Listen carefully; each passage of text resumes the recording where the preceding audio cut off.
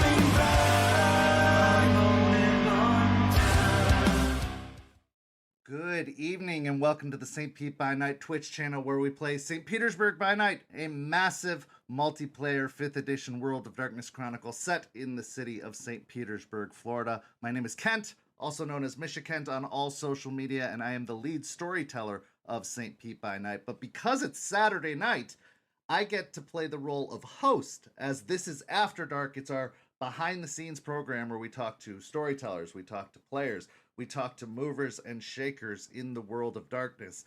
And what a massive world of darkness it is. I think it's easy for people to take for granted just how big and how widespread this hobby, this love, this passion, this work of art is, because it expands all across the globe. And here on After Dark, I've had the privilege, the honor, the opportunity to talk to some amazing individuals who participate in this world of darkness and make it possible. And tonight, I'm talking to two such individuals.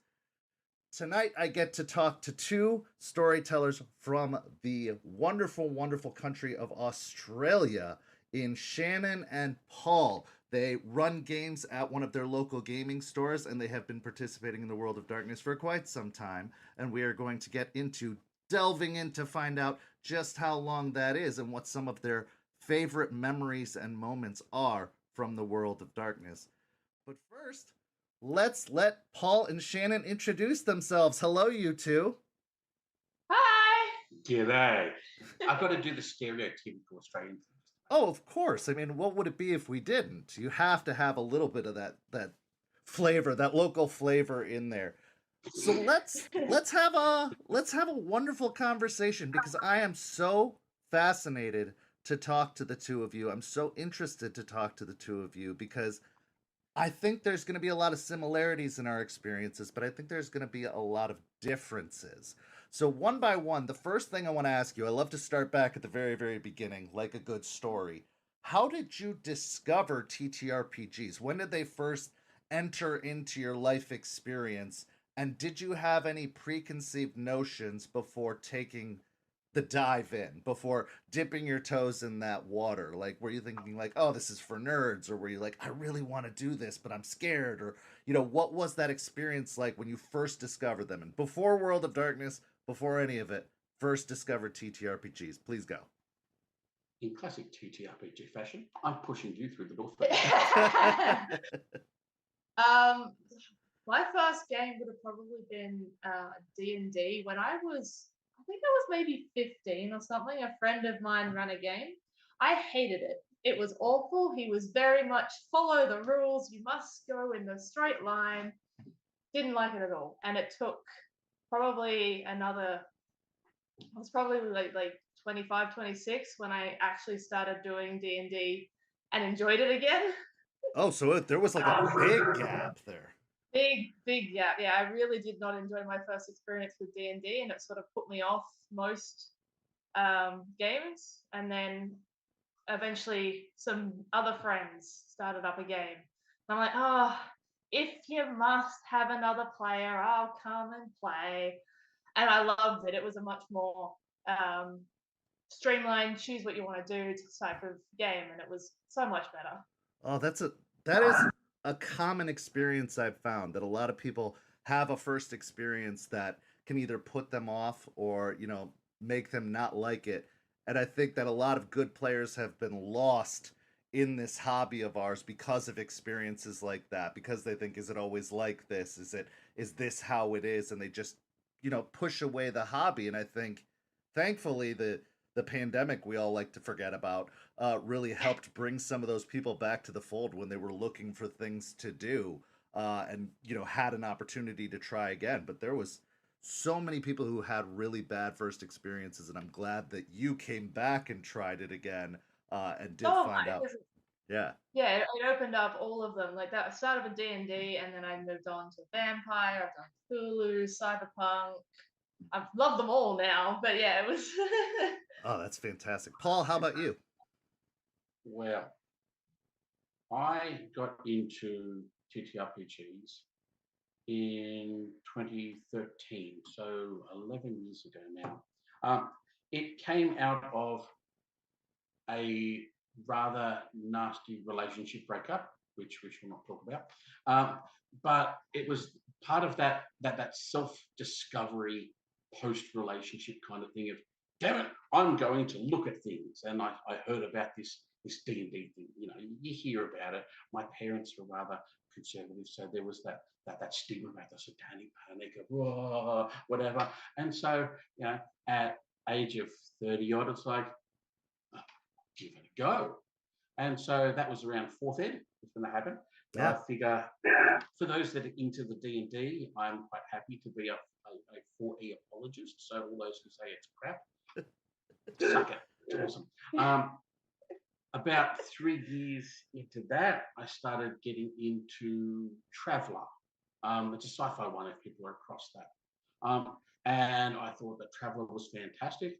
And I've been trying to encourage people to try things other than D&D ever since discovering that Traveller and Vampire and everything else. The landscape is massive, even though D&D is the Coca-Cola and is so ubiquitous.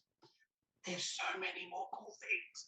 There really is, and honestly, that is a big thing that I think, especially now more than ever, with the accessibility of games, with there being so many games that are available on PDF that you can find online. I feel like the landscape is even more vast and even more accessible. But because of the popularity of certain programs like a Critical Role or a Dimension 20, people think, well, this is the only game that matters.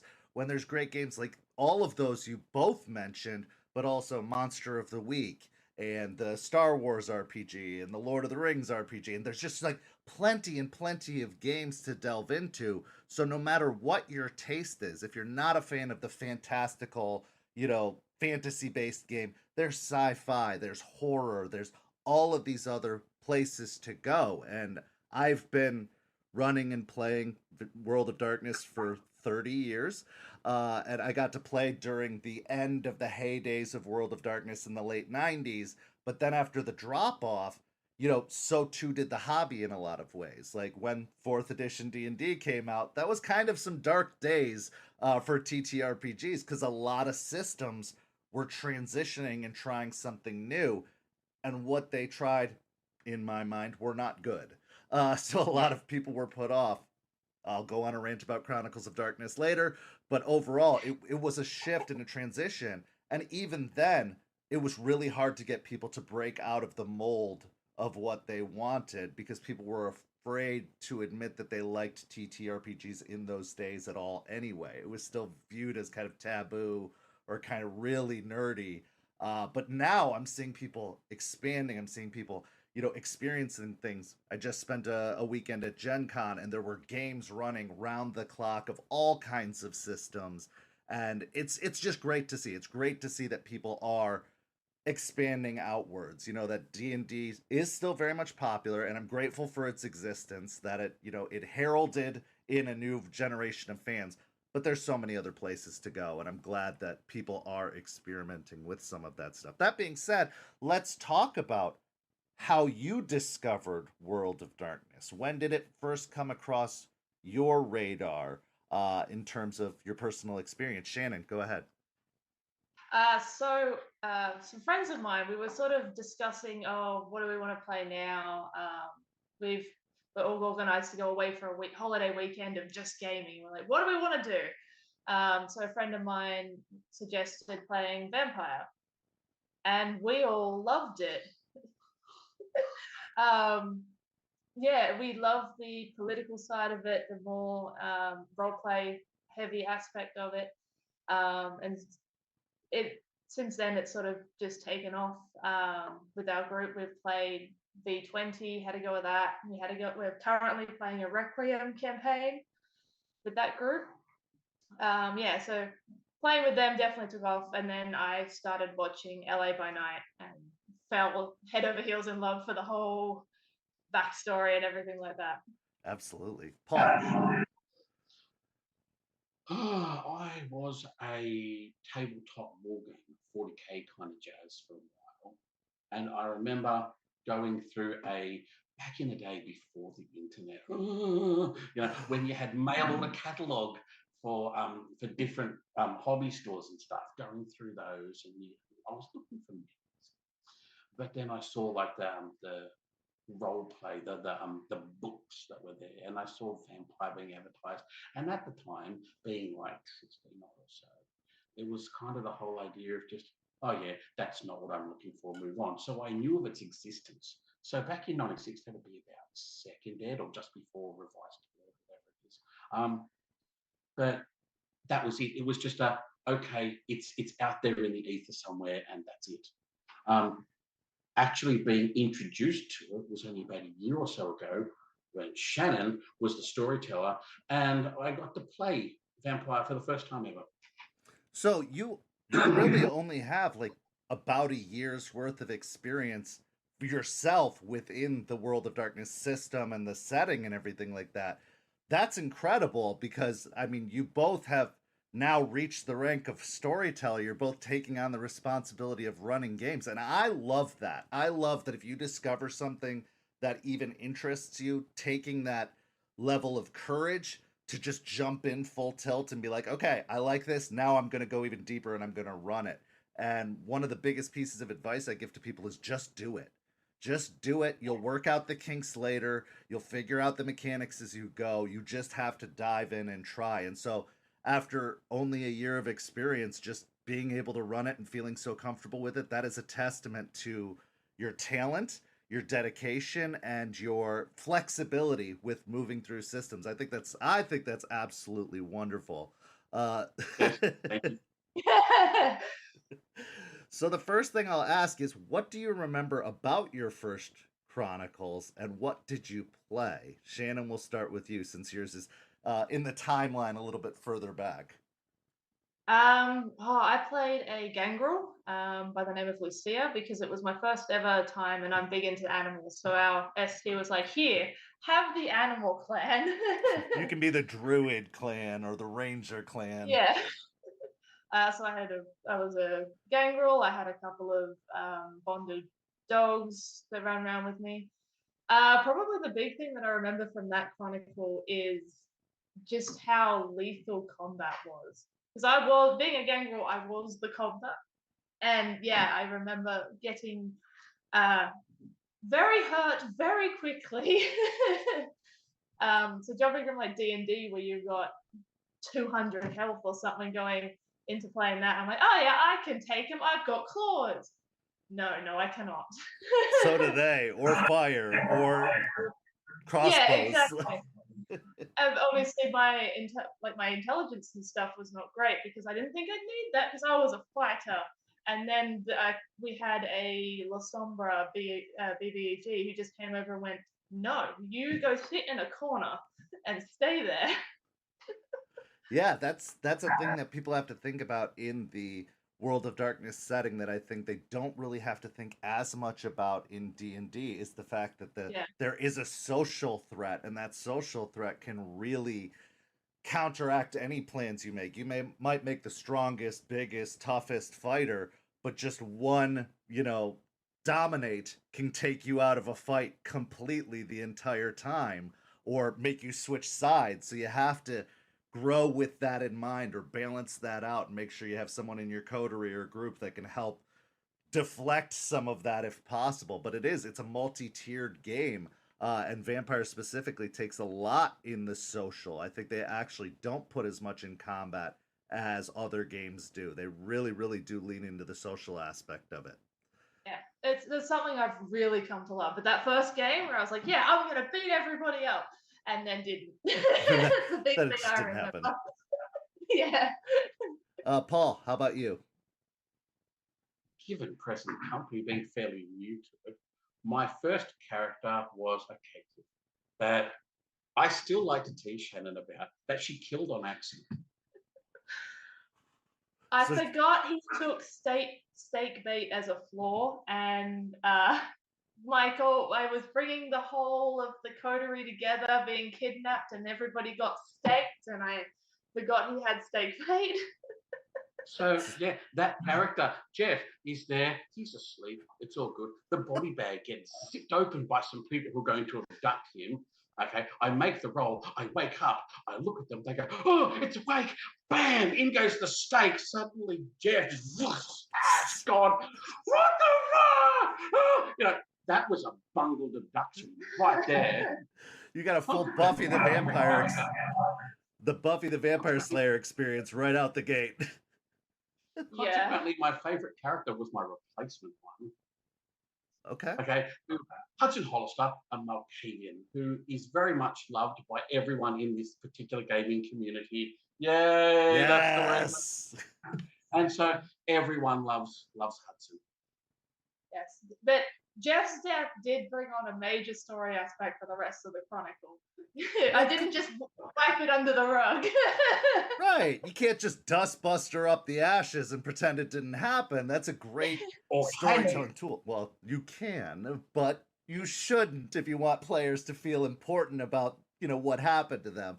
But that's fantastic that it was kind of a learning experience for both of you, because I know that I often, as a storyteller, even after all these years, forget to check the player's sheets, check the character sheets in my group, and I am just as likely to make that mistake of like, oh, they have steak bait, and I had a plan to torpor them all. Oh no! But you have to. That's part of the fun of it, isn't it? Is the fact that you have to think on your feet. You have to kind of always be on the edge of your seat, because no matter how much planning you do, no matter how much prep you do, there's an X factor that you can't always account for. But we'll talk more about the storytelling aspect of that later. Are you both fans of horror? Did you have like a horror background or a love of horror that drew you to this? Or was it something about the system? Like, what was it about World of Darkness that really got its fangs in you and brought you into all of this that made you want to continue pursuing this? Not me. I don't like horror as a general rule. I'm a big chicken and I hate it. I hate it all. But what really brought me into World of Darkness is I really liked, because we started at V5, that's what I learned on, and I really like the randomness of the hunger dice. So that even if you're going really well, you can still have that accident happen. And I really liked the stories you could tell when you're not just, I'm going to go punch a goblin in the face for the next 3, 4, 5 sessions. Paul. I was so engrossed with the story, I completely forgot your question.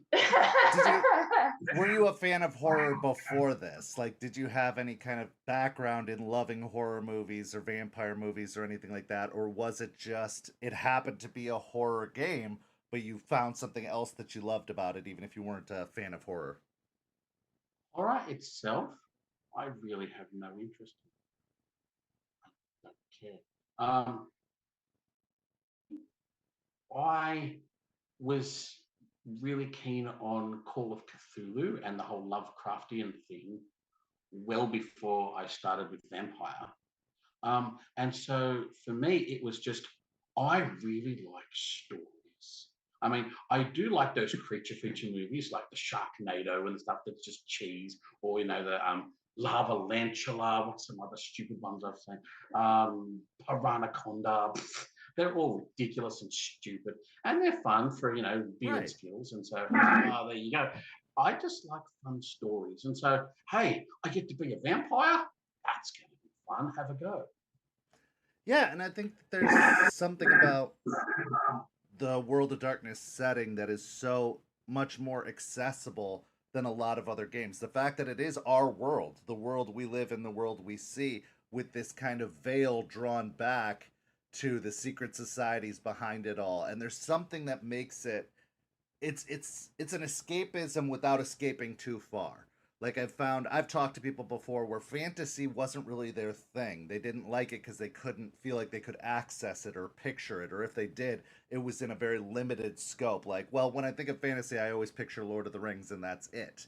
Or they had a hard time really getting into that mindset. But World of Darkness and Vampire especially is very, very accessible. It's very grounded and very dark and gritty, but real. It feels real. And so I think that made it a really good access point and made it easy for people to get drawn into the setting because the stories came a lot easier. They came a lot more naturally. You didn't have to draw from a lot of other fiction, although those can be good influences. You could just say, like, I know my town, I know problems that happen in my town. I throw some vampires into the mix and how they are influencing those problems in my town. And then I have a story, and it can feel a lot more personal and a lot more interconnected to you as a storyteller, but also to your players if they happen to be from the same area. Did you find that being the case for you starting out, or did you find that it was like a little bit harder to access the material? No, so for my first chronicle I ran, I literally went, I am in Wollongong, I am running this game in Wollongong, all of the people that are coming to play are from Wollongong. Wollongong is my setting. It's just going to be what you know. Yeah, I think with that helped draw a few people in who had not wanted to branch out because our local store ran D&D. And then I'm like, hey, can I run Vampire? Pretty please with a cherry on top. And I think that helped bring a lot of people in where they're like, oh, it's here. If we go to Warrawong Macca's, we know exactly what that is. So I think that helped a lot. So yeah, that was my first story, was literally hometown. How about you, Paul?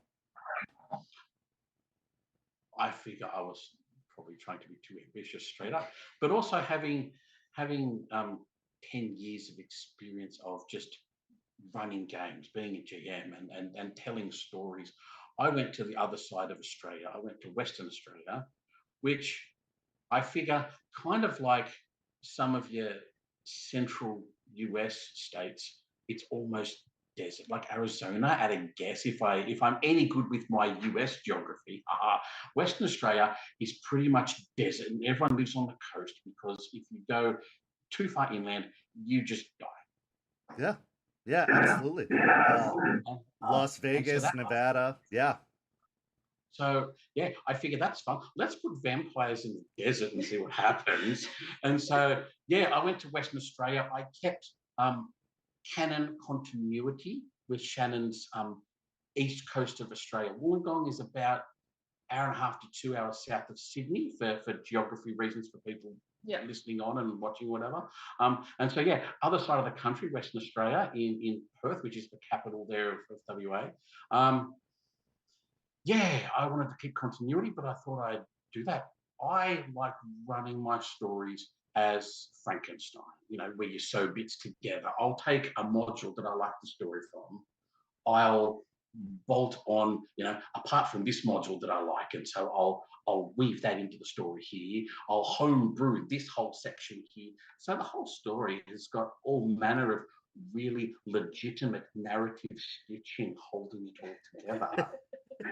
And so, yeah, I just, what was that first one? That was, I pinched the, what was it, intro module of something, and started off with that. And because all the players were murder hobos, let's just be blunt, they were murder hobos, they were stupid. Things escalated very quickly. The SI showed up almost immediately because people totally had no regard for the masquerade. I started them off. I used the Love Bites module. That was, okay. I think it was a free one. And so yeah, they were meant to be Camarilla escorting, the diplomatic escort mission was what it was. Yeah. They ruined that really badly. Almost immediately, their Camarilla prince was upset with them. They were contemplating defection to the Anarchs almost straight away. Yeah, well. And so it kind of just ran on as I was, for those who are across the Ardman, Wallace and Gromit things, I was laying the tracks down in front of myself narratively almost immediately. And the story wrote itself with all their stupid shenanigans. They ended up getting shanghaied into some stupidity from the Sabbat for a while. Ridiculous. But people had fun. Mission achieved.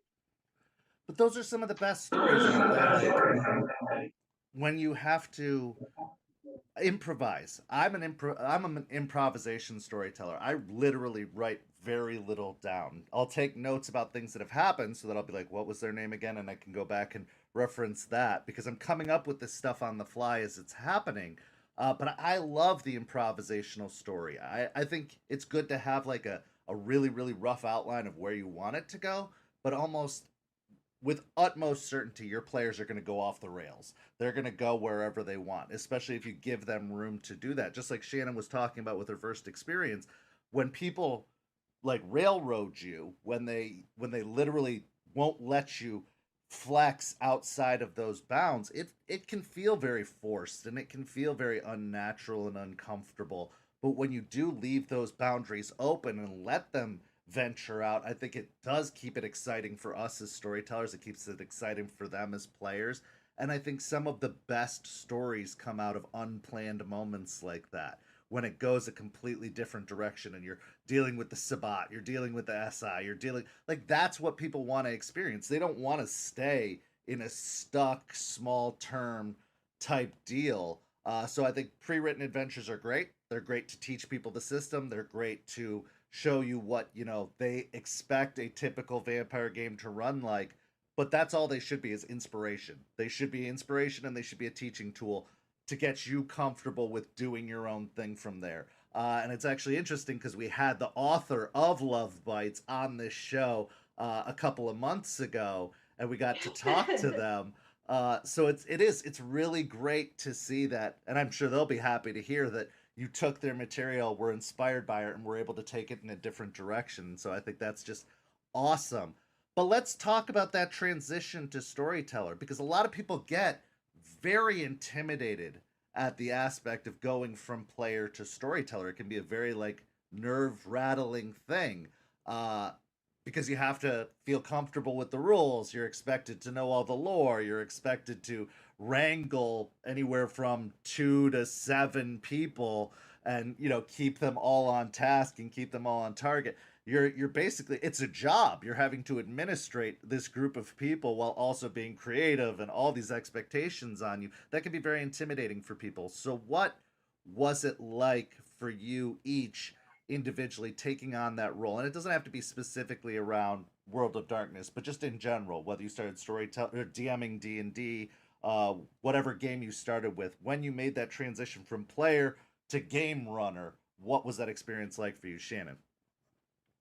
So my first game runner experience was DMing D&D.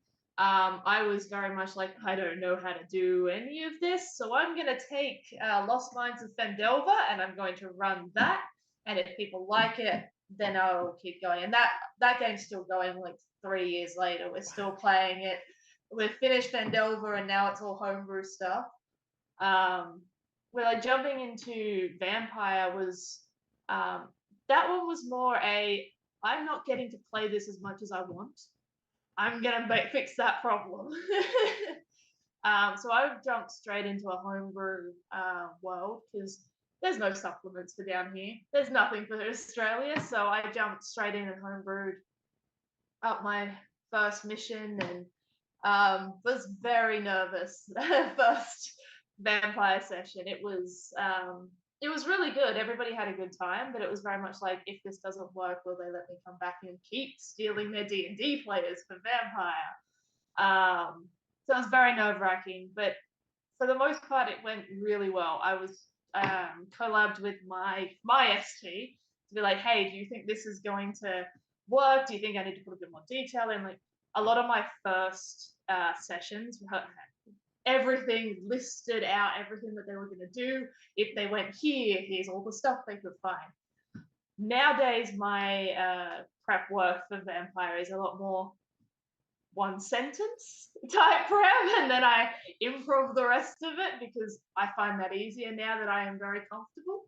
But first time running it, I was it was a very long paragraph, like a very big Word document of all the possibilities I could think of that they might maybe go down.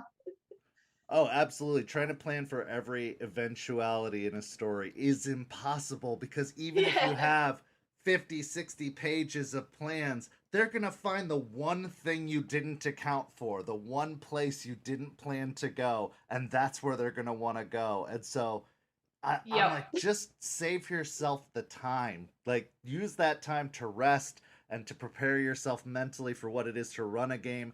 Don't worry about the specifics of the story. Just be flexible. Be so flexible. That's the best thing you can do for yourself. That's the best thing you can do for your players, is just be like, yeah, fuck it. Where are we going? Like, where are we going to end up? Who cares? Great. You want to go to the Sydney Opera House and jump off the roof? Fine. Here we go. Like, we'll make it happen. We blew that one up. The Sydney Opera House is no more. Well, I love that. I love when you really alter the landscape of an entire place. That's fantastic.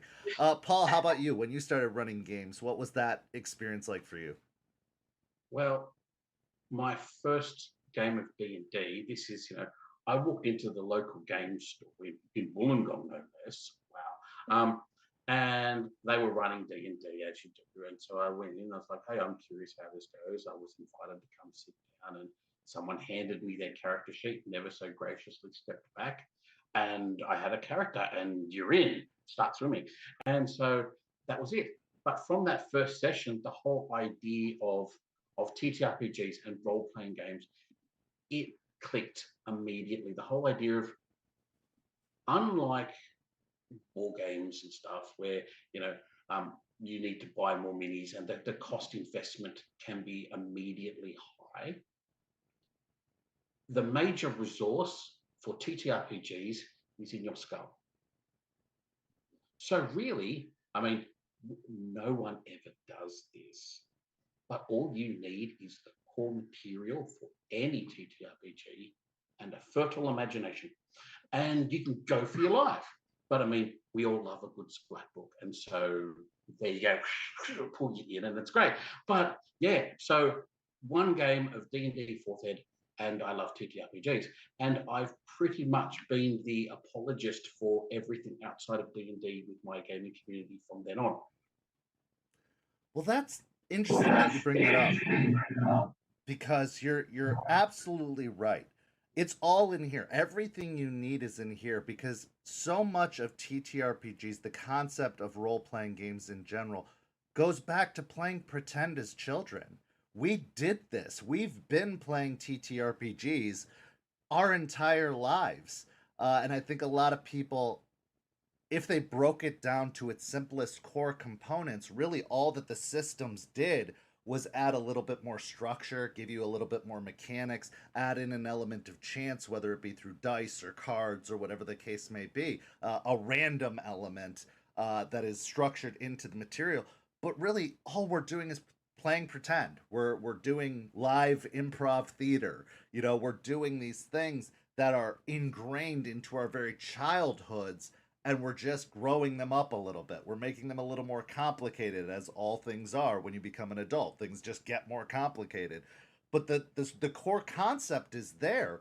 And I've talked to people who said, like, I started TTRPGing before I even knew what TTRPGing was. I was just like, I want to tell a story with some friends. We're going to play pretend, and we're going to, you know, grab sticks in the backyard and beat each other bloody to simulate combat.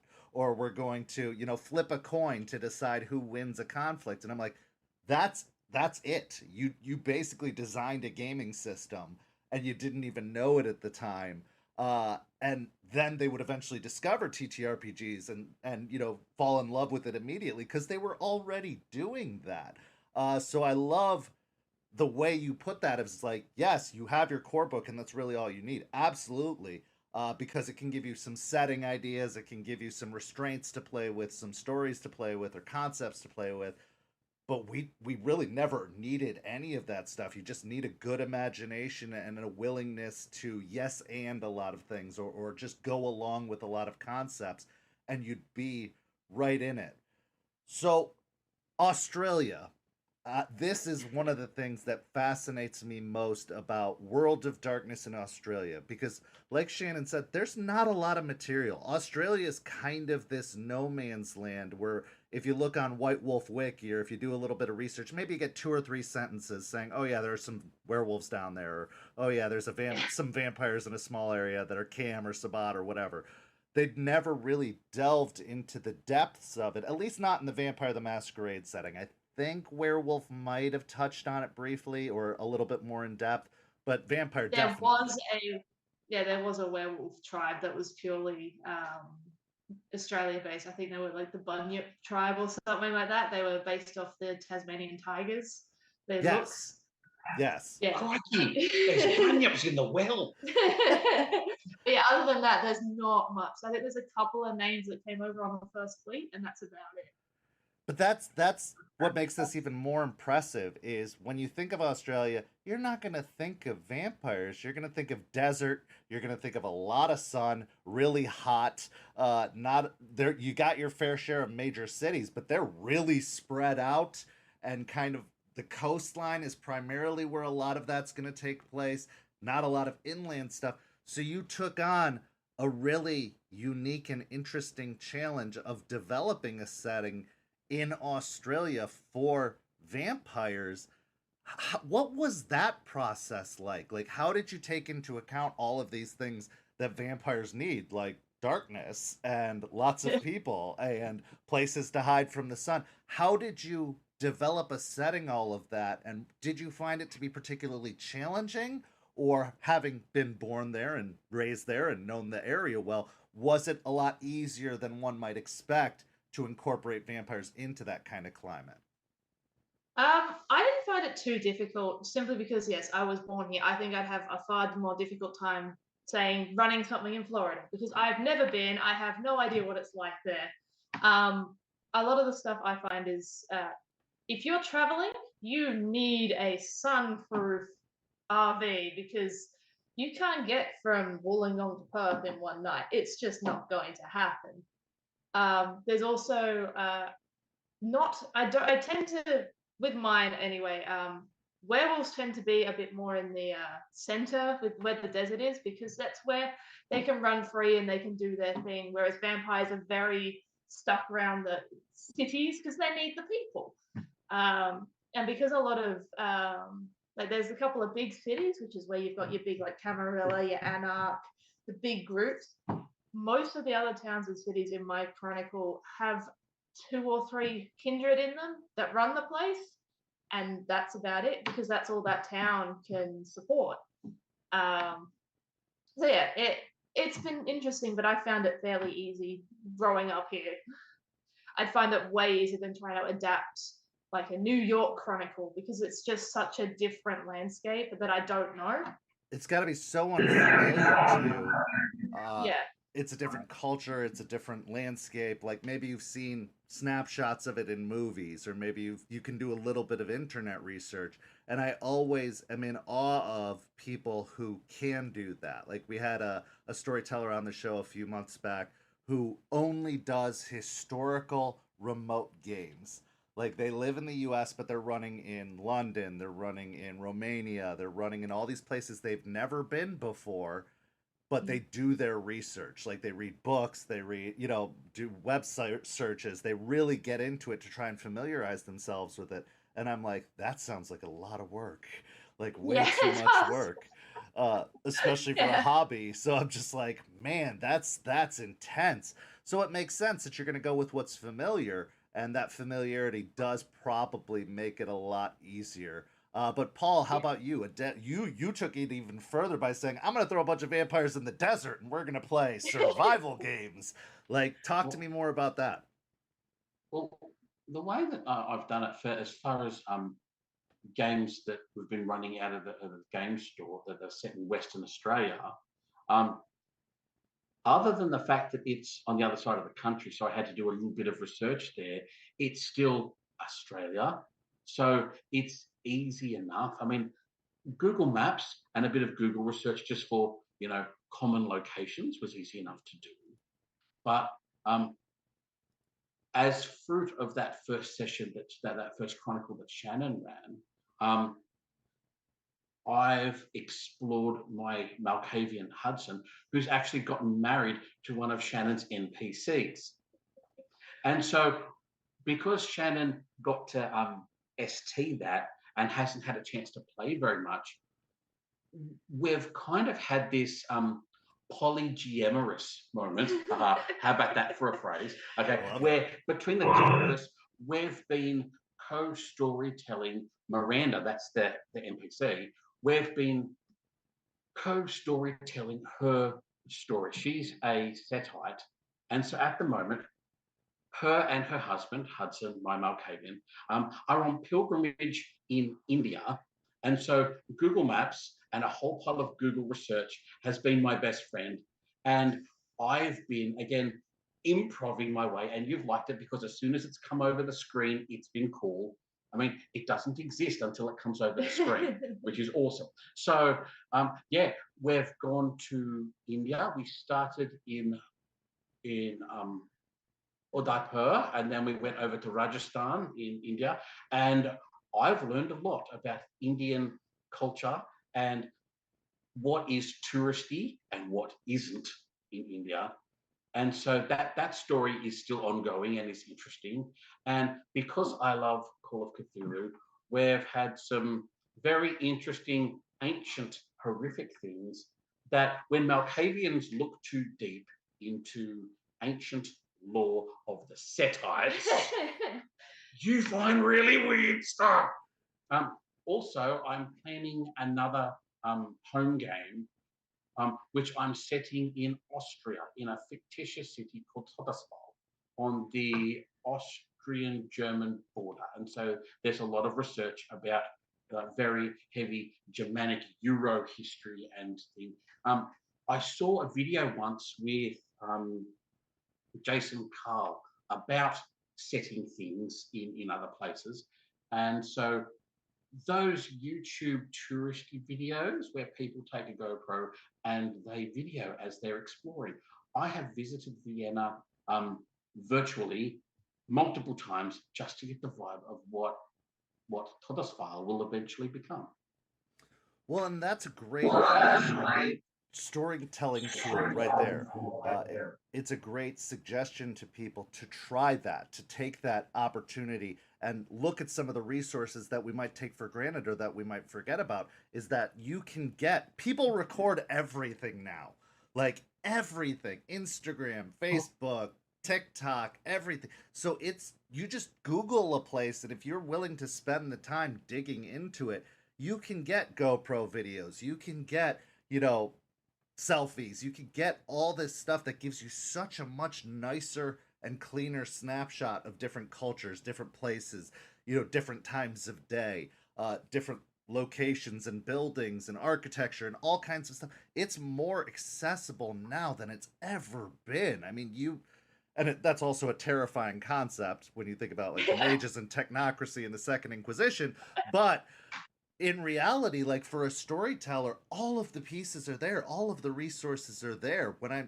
started running game in the 90s, again, when the internet was not as popular, uh, that was a much more foreign concept. You just kind of had to make it up on the spot and take what you knew from movies or maybe from a few books that you've read, and try to piece something together. But now, I think running those types of games, all the tools are out there. You just need to know what to look. And I'm really glad that you said that about the GoPro videos and brought up Jason Carl's suggestion, because that is brilliant. Like, all of my players, I think only 2 or 3 of the players of our 200 plus player server actually lived in Florida. Most of them were from other states, other countries, other, all around the world. But our setting is in Florida. And I'm like, I will go out and take pictures of places for you. I will go take videos, like, if you want to see. And we even hold a convention once a year where I try to bring as many of them here as possible to go walk the streets where these stories take place and to actually see it, because that is a possibility. But yeah, like there are so many resources, to the point that players get ads from realtors being like, "Are you trying to move to Florida? Because we've got properties for you. You do so many Google searches." But it's so great that we can do that. So I'm really, really, really glad that you brought that up. I want to circle back to something that you said, though, that I really enjoyed about the passing back and forth of the storyteller position, the poly game mastering that you were talking Yeah. about. I love that. And I think that World of Darkness, more than any other system I've played in, really fosters that collaborative storytelling. There's a little bit of that in every system. I mean, obviously D&D, if your players aren't willing to play with you, you're going to have a very oppositional relationship. But in World of Darkness, it's like we're all kind of the storyteller at any given moment. And it makes it very seamless to pass that position off to somebody else and keep the story going. So I'm really, really glad that you brought that up, because I do think that is one of the wonders and brilliance of this, is if you do develop that kind of trust with your players, with your friends, with your, other people in your community, you can just say, here's the setting. It's yours now. Like, I've gotten to a point in my story that you can take over, and you can trust them to keep that story going until it gets passed back to you. And I love that you put it that way and that you brought it up. What I want to ask about is, you both run games at your local gaming store, and that is a challenge into its own right. I had one of my first experiences running games at a convention, and it was incredibly overwhelming, incredibly like challenging. There were a lot of things that came with it, but you took it on yourself to go in to ask if you could run games at this store, and have been ever since. That's amazing, and that's really, really brave and confident, because I think a lot of people get started primarily with their home groups, with people that they trust, with their friends. They build up that comfort level. But you both dove into the deep end of running games at your store. What was that like, and what advice would you give to people who were interested in trying to take that leap? So basically, what happened was I was tossing up. It was very much like, my vampire group doesn't get together enough. I need to play more. How do I play more? No one down here knows how to play. If I run it, then I can play. So basically, I went into the local gaming store. You were so altruistic. Yeah, so it was all for me. It was selfish, really. Went into the local gaming store and talked to the owner. And Brandon was really, really helpful. He was very happy to let me give it a go. We started by just doing like a one shot, just a single, see if people are interested, see if I was any good at STing. This is my first ST role. But I think I ended up with about 5 people on the table all for that first one shot, and they were all keen to keep running it. So I was running it once a month for a bit, just sort of like the same day as they were running D&D. And eventually it got to the point where they were like, no, we would like more of this. So then I was running it fortnightly. And they gave me a different day to run it so that I could get more people in. So people didn't have to pick between vampire and D&D. They could do both. So I ended up running it fortnightly. My to start with, it was a lot of like one-shot style games because who knows who you're gonna get. Right. And it evolved eventually into me doing like 10-week chronicles with like locked-in players. So it was a big leap, but it was worth it. And I definitely say go talk to your local gaming store if you want to run it. They'll probably let you. Yeah, especially if you're not necessarily asking to get paid, if you're just trying to spread your love of the game to other people. You know, a lot of people Yeah. get dollar signs in their eyes when they think of, oh, I could possibly getting paid to do this. But really, the passion is what's going to bring the fan base in. And if you bring the fan base in, that's going to get the owner's attention and incentivize them to want to push what you're doing. So I think it does come from just a, hey, I want to play more. Can I play here? Can I get other people to play here? And I love like the bravery. You said it was your first time storytelling with a bunch of people you've never met before, and that is so courageous to do. Like, it really, really is. And I want to make sure you are aware of how impressive that is, because that is a really impressive thing to do. Especially, At one point, it got to the point where I was having 9 players at my table, all showing up to want to play. And I was like, okay, Paul, you can start now. Take stuff away from me, please. 9 is a little too much.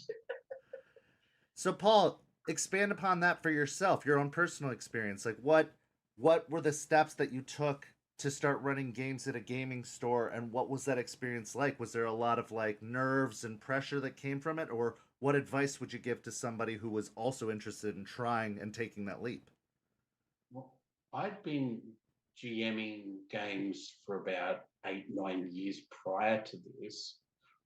Brandon, the owner at the time, wanted to launch his game store, and I mentioned, hey, I like TTRPGs. Most game stores, as far as the business side of it goes, at least locally here, I'm not sure what the business landscape of hobby stores are like over in the US, but the money is in trading card games. And so there's your Magic the Gathering and your Yu-Gi-Oh! And your blah, blah, blah, whatever. And so I mentioned, hey, I like TTRPGs. I can run some D&D for you. I mean, the Adventure League is the Wizards formalized thing for that. So we went through that process, and I got to run D&D, and I was doing that for about a year or so until I really started to get a bit edgy, itchy feet kind of carry on with the rule set. I wanted more social engagement, hence Vampire is cool for that. And so, everything doesn't need to devolve into roll initiative, let's punch you in the face, fighting, get XP level up, there you go.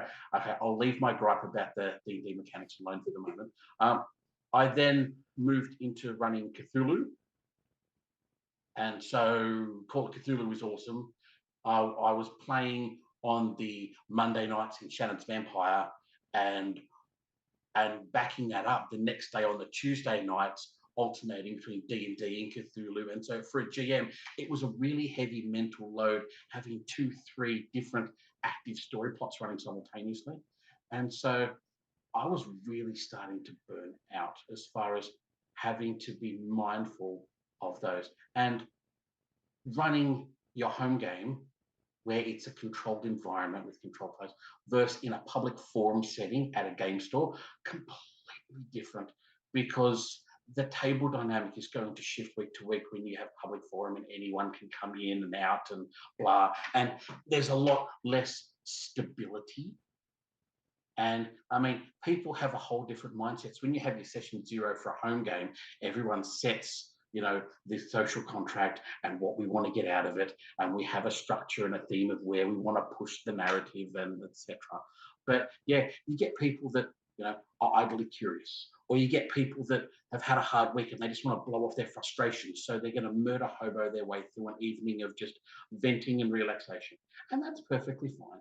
But when the GM crafted this narrative, and then someone comes along and completely blows it off by just murder hoboing their way through the entire thing in my crafted narrative, being so precious about it, and then it gets put to the sword, whatever. So running in a public forum is challenging.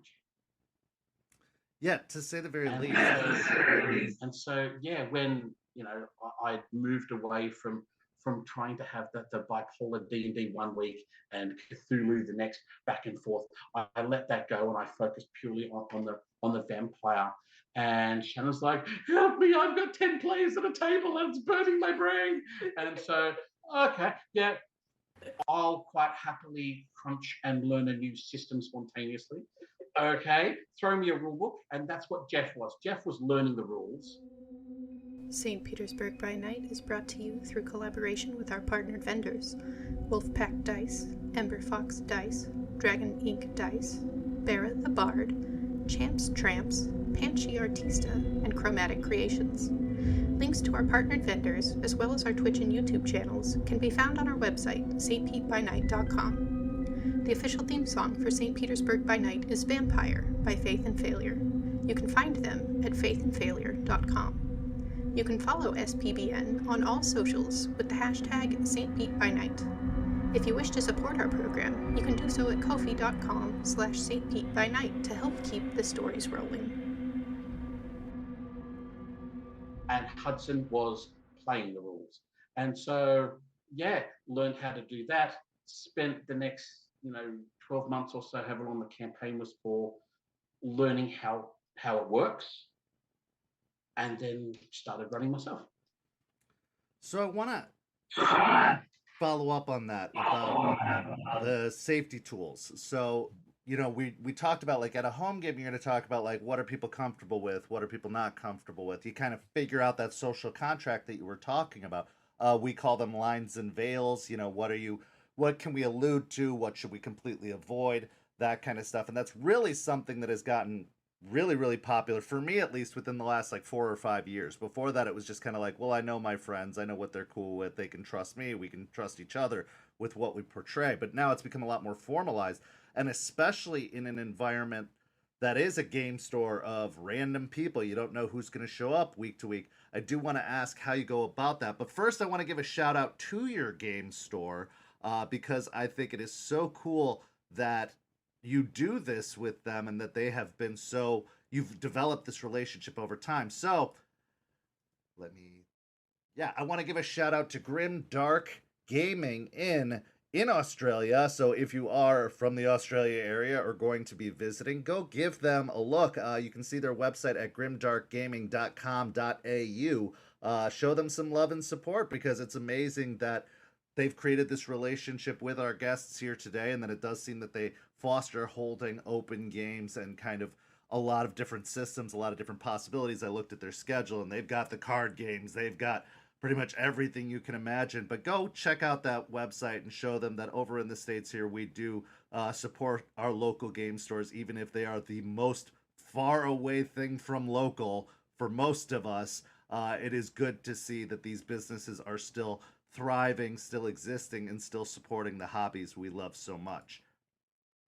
So, safety tools. How do you incorporate those at your tables at the game store? Because you do get a wide variety of people who don't necessarily know each other, don't necessarily know you, don't necessarily know the game, and they've got to be bringing in a lot of potentially hot button issues and perspectives and personalities. How do you navigate that all in such a setting as a gaming store game? For me, I tended to stay when I was doing my one-shot style, more who knows who's going to show up. I might have 9 players this week, I might have 5. When I was doing that style of running it, I tended to keep things very middle of the road. I didn't push boundaries with that sort of style of stuff, because I could be running a game and a 12-year-old could walk up the stairs and just be there. So I didn't want to be like, let's go to a torture house and describe all that in detail, because who knows who's going to come through the door. Now that I've been running these more like I have a locked in group of people, they're a set chronicle, with that, I've been able to push things a bit more because I do have a session 0 with them and we talk through all that. So I'm able to push that a little bit more now. But yeah, so in the beginning, it was very much a let's just not go there. It is just safer. And before most sessions, I tell the players, you know, if anything is uncomfortable, just let me know and we can move on. And that was sort of how I handled it when I first started. Paul.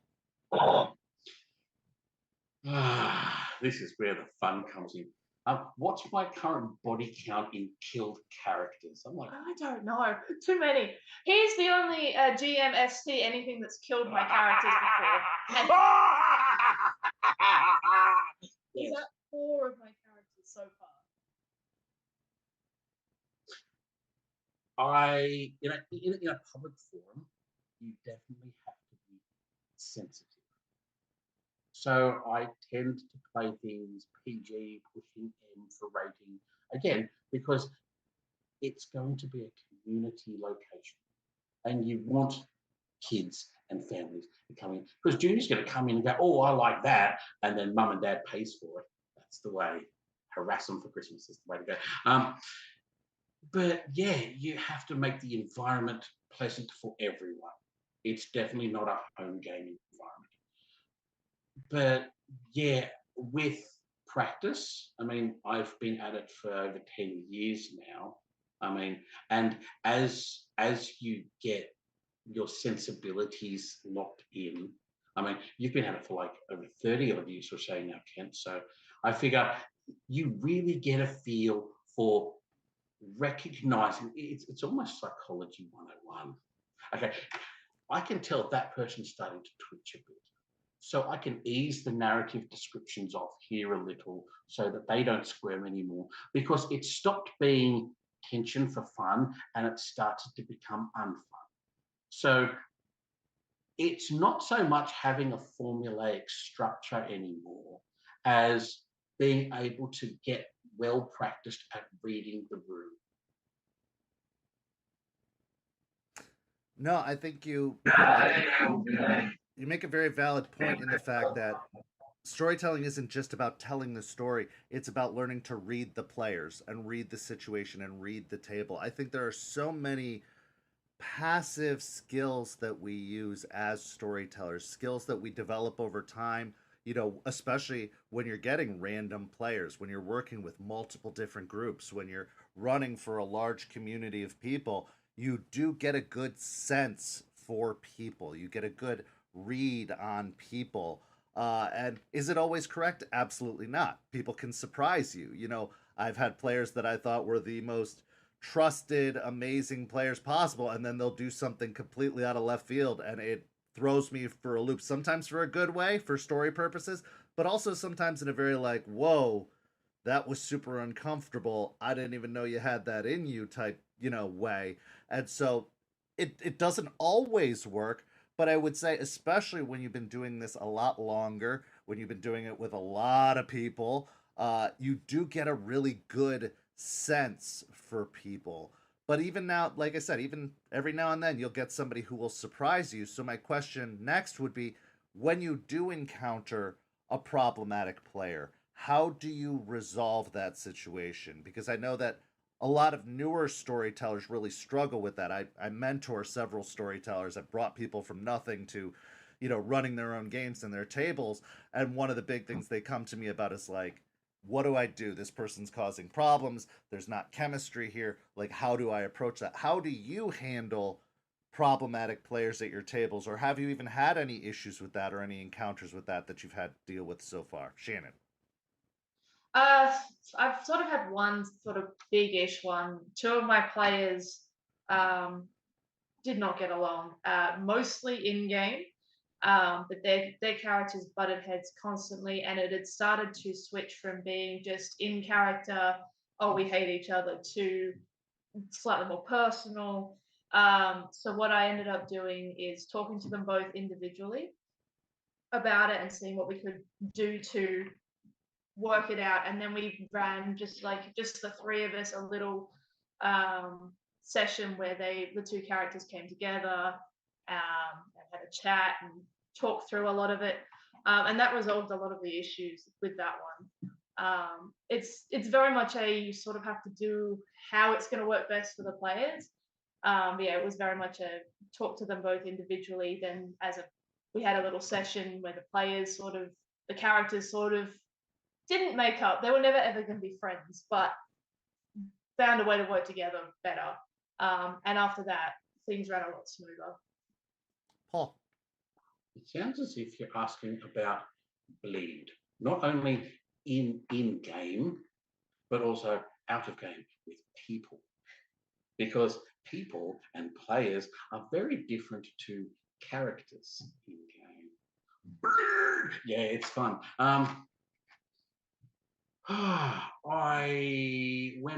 When running Cthulhu, I had this particular player who was really keen on the minutiae details, and they would consistently interrupt with the "what about this? What about that? What about blah blah blah blah?"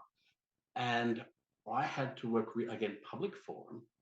Okay, in a home game, you can tell your friends to shut up. Okay, stop being a drag. We need to get on with the story. Stop wasting time. Shut up. Okay, I see you over there. That kind of thing. All right. But in a public game, for paying customers in a store where I'm not the store owner, I can't go telling customers to shut up. So that was a challenge as far as what I ended up doing with this particular player was had a bit of a word from that. You learn lots of really interpersonal skills here. Either that, or you learn lots of conflict resolution or conflict avoidance skills, which may or may not be helpful. Now, I basically said to this person, you seem really enthusiastic about this, and that's awesome. Now, I'm running the story here, and you really love it, and that's great. But I'm going to suggest, I want to encourage you because you love it and because you have so much information and willingness to share it. How about you run something? And attempt to redirect this over-enthusiasm with no filter, which is the bane of GMing. When you shut up, I have a narrative to tell and you're in the way. Let me tell the goddamn story. And you can't do that in a public forum.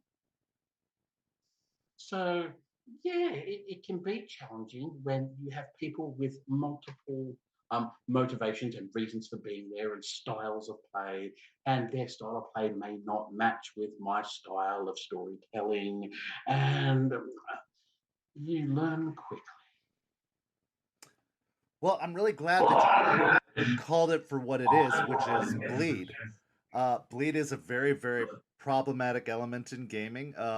Even World of Darkness, in one of their recent books, Bloodstained Love, addressed the issue of bleed, and they kind of said bleed can be a good thing, which, while that may be partially true, it can more often lead to problematic elements, and especially with the World of Darkness, and even Call of Cthulhu and some of the other more darker horror games, we're touching on some pretty intense stuff, emotions, situations.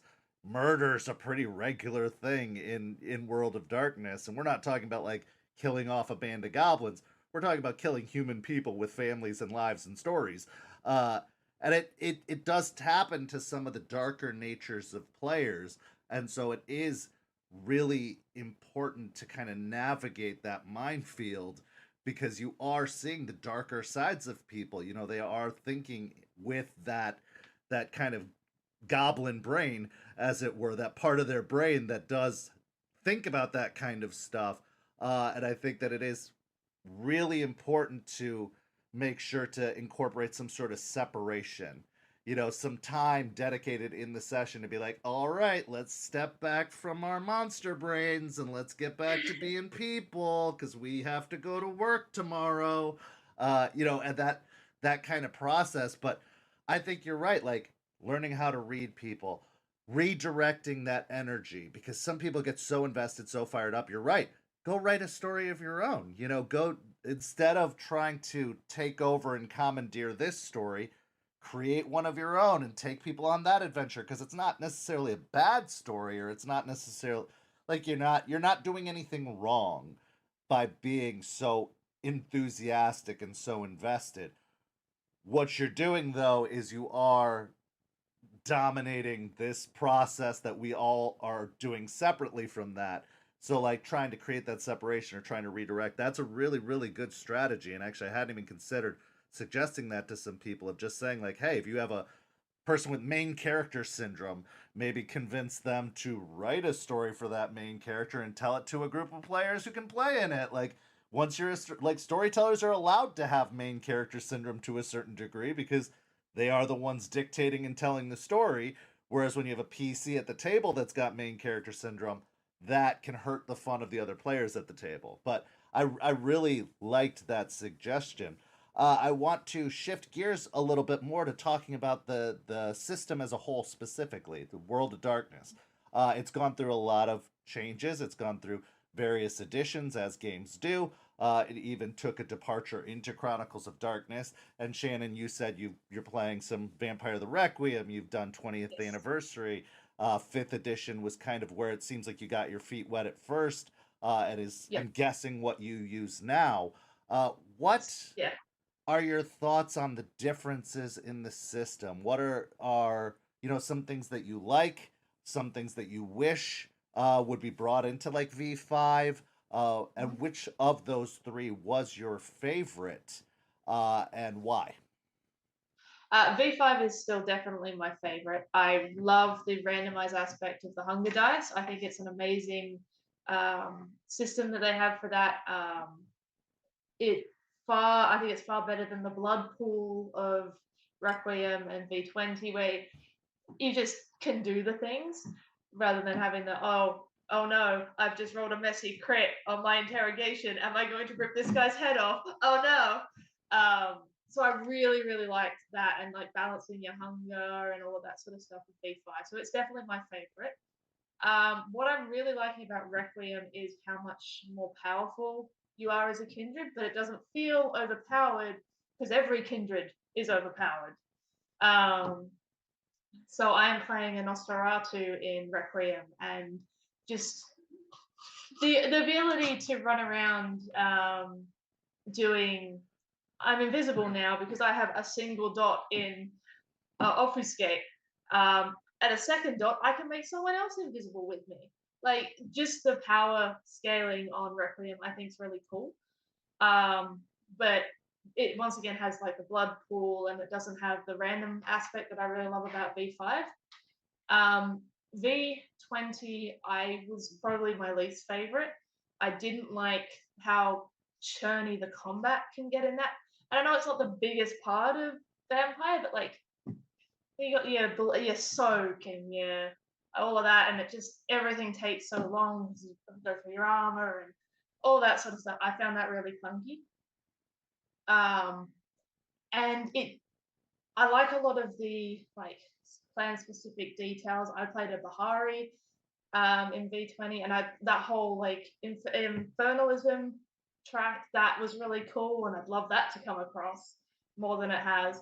Unless some of the powers that they've sort of shifted away, some of those are really cool, and having them come across would be amazing. But I also understand why they haven't. So yeah, but like V5 is definitely my least favorite of the three that I've played. Requiem's good for a bit of a I'm extra powerful today. I'm gonna go make my whole world invisible for now. And I'm really enjoying it. I'm really glad that you brought that up, actually, because I started on what would have been V20 when it was just V3 or V2 at the time when it was revised. And it was a very crunchy system, especially in combat. You're absolutely correct in that. And the fact that it was one of those games that they just kind of kept putting more on. Like, you got to expanded disciplines where you could get up to 10 dots of disciplines, and you got, world bending stuff. Like, I know there was a Bali ability that you could just open the gates of hell. Like, here we go, demons, hell, fire, everything bad. And that was like really breaking the kind of grounded nature of what World of Darkness is. One of the things I love about no masquerade for you. Yeah. But V5 makes it very streamlined, very Yes. simple, very grounded. I think that they have created a very nice base level that they could grow on eventually if they wanted to. I know one Yeah. of the biggest complaints for old players is that they felt like everything was nerfed, that you didn't really feel that powerful, that you felt very kind of limited in what you can do. But I think that as a benefit to that, that just gives room for expansion. It gives room for growth. It gives Yeah. room for adaptability. Whereas Requiem and a lot of the Chronicles of Darkness stuff, one, it got rid of the lore, which was why I was really mad at it because I Yeah, I loved the don't lore. like that. Yeah. And two, it did feel like you were just getting like really powered up, like it was like superhero vampires right out the gate, which Yeah. appeals to some people. And I don't. We have some Chronicles of Darkness lovers in our community, even though I ask why, but they do. They love it. And so I think that it really does come down to tastes, but I have found that V5 is the easiest system to teach. It's the easiest system to run, and it's a really good starting point for those who want to get more crunch. They can go play V20. For people who want to play a little more super powered, they can go to Chronicles of Darkness. But it's such a good starting point, especially since gaming has been opened up to the zeitgeist of people since the pandemic. Like, more people are interested. It's more socially acceptable. It's more, openly there's a lot more open interest in it. I think that V5 has done a really good job of starting that base platform to Yeah. grow off of. I definitely think it's the best one to like. Here is World of Darkness. Play V5 first, then try the others if you feel like it. It's definitely very beginner friendly compared to V20, especially. Absolutely, for sure. Paul. My experience is much more limited as far as World of Darkness, any of that kind of thing. Because again, I've had such limited exposure to only V5. Okay, but I mean, like what Shannon and yourself were saying there, it's different systems for different fantasies. I mean, it's the same with anything else. I mean, do you take a Clydesdale to a thoroughbred horse race? No, because it's built for a purpose. These systems were built for a purpose, and if that's the fantasy you want, then use the system that meets that fantasy. I mean, it's true within one franchise and their different editions. It's true between different genres and different games, and yeah, find the system that works for the fantasy you want. Absolutely. So, one of the big things about World of Darkness that gets a lot of love and a lot of hate at the same time is the lore. Obviously, over 33 years as of this year of this game existing, a lot of lore's been written. A lot of lore's been written. Unfortunately, not as much about Australia as there should be, but maybe that's something that you guys will be part of remedying. But there's just not a lot of lore about Australia, but there's a lot of lore about everywhere else. A lot. I mean, they go back to the dawn of time. They go back to Cain and Abel. They go, and that's just vampire. Then you add in werewolf lore, you add in mage lore, you add in wraith lore, demon lore, all this stuff. It's created this really fleshed out world, but that can also be extremely intimidating to people, like especially people who are trying their hand at storytelling for the first time. How do you incorporate lore into your games? Do you find that you just are like, I'm not even going to worry about it, I'm going to just stick with the core book and make my own lore? Or do you find yourself going on deep dives into the lore of the World of Darkness as a whole and try to incorporate some of that into it? Like, do you have Beckett come and visit? Do you have, those kinds of things? Or do you just shy away from it and just say, hey, that's not for me, I'm not a big fan of the lore, I just do my own thing? I tend to do a bit of both. When I first started, it was very much like, no, there's no lore. Shh, it's over there. It doesn't exist. Nowadays, I do delve into the lore a bit. I quite like the ministry lore. Miranda's one of my favorite NPCs, as why I'm now playing her.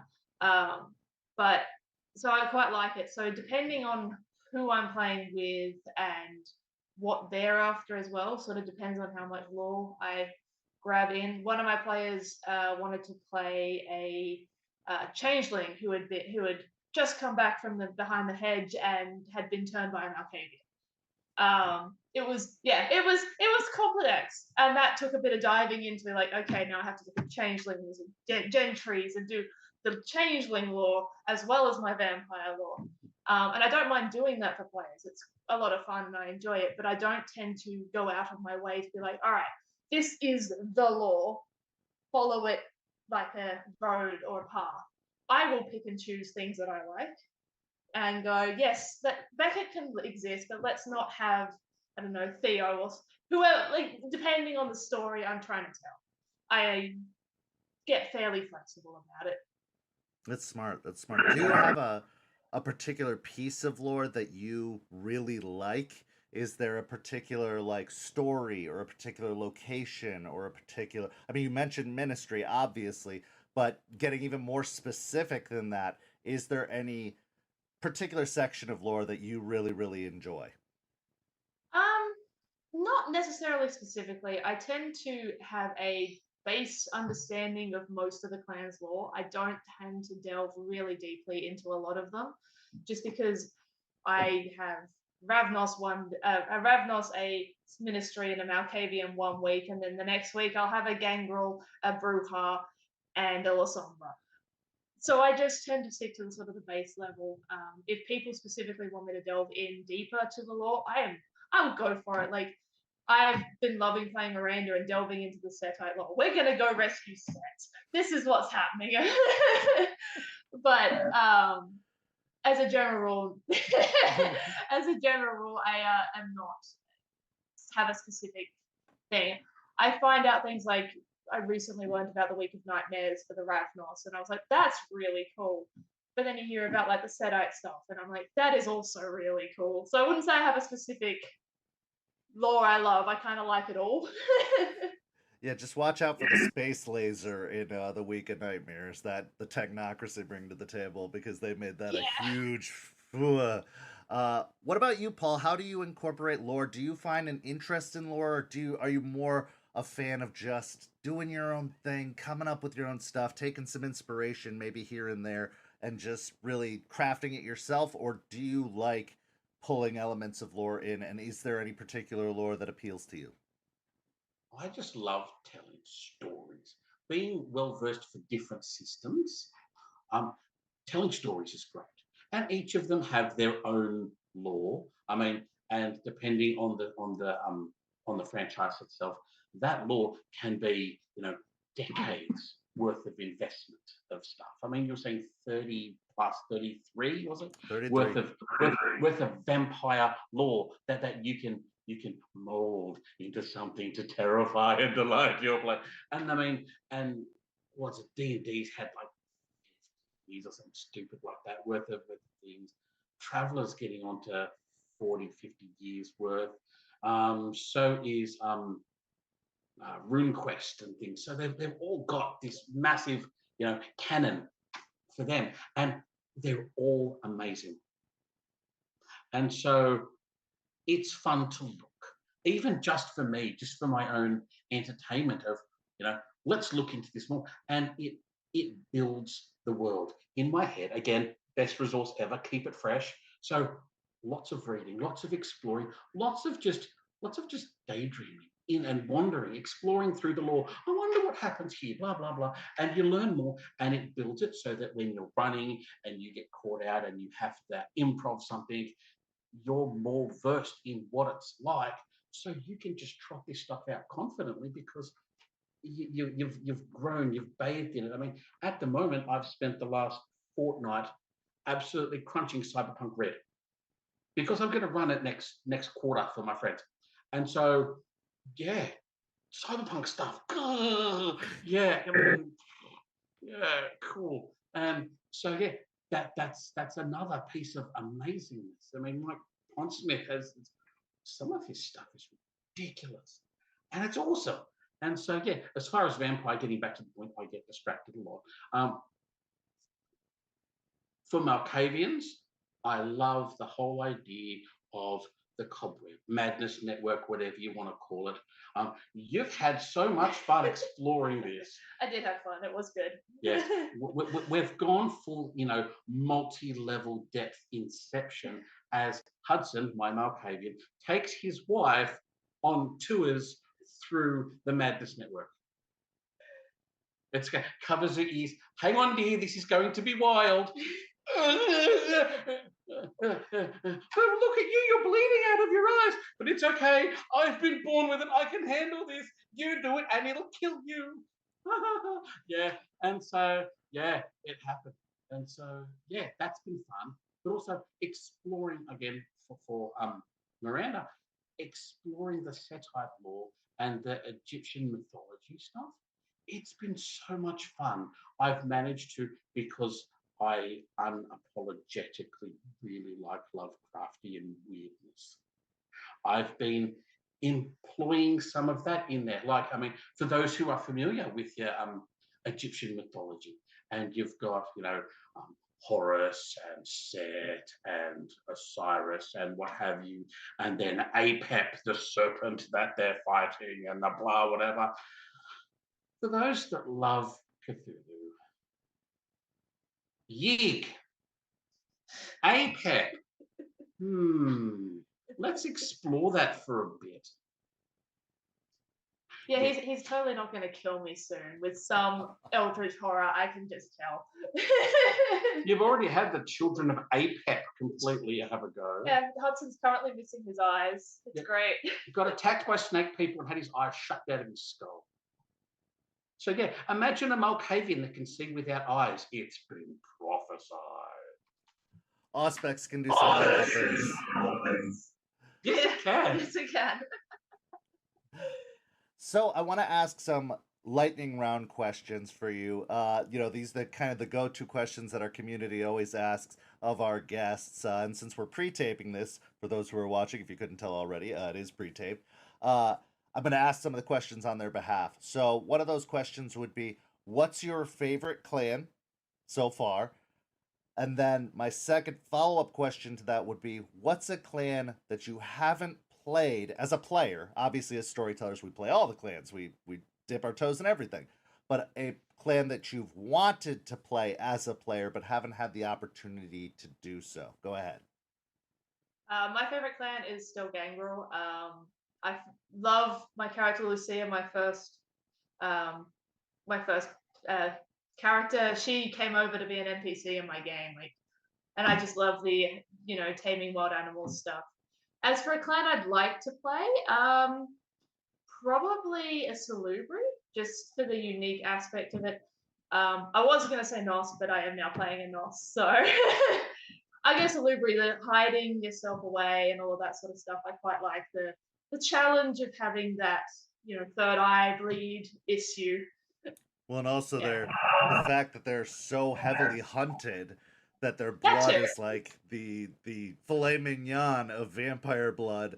That adds another element of like, you can't trust anybody and you can't get close to or bleed around anybody, which they automatically do.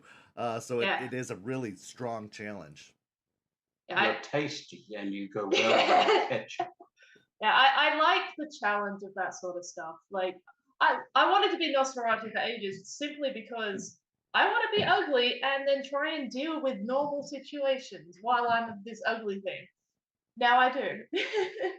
Well, and that's the game, isn't it? Like, the game is to accept all of the flaws. You don't want to be the big-chinned hero that you might want to be in D&D. You want to be the flawed, I have to overcome all of these drawbacks. Like, I want to be ugly. I want to be cursed. I want to be, missing an arm. I want to have as many detriments as possible, because that's what's fun about playing those types of stories in World of Darkness is like, how are you going to make this work?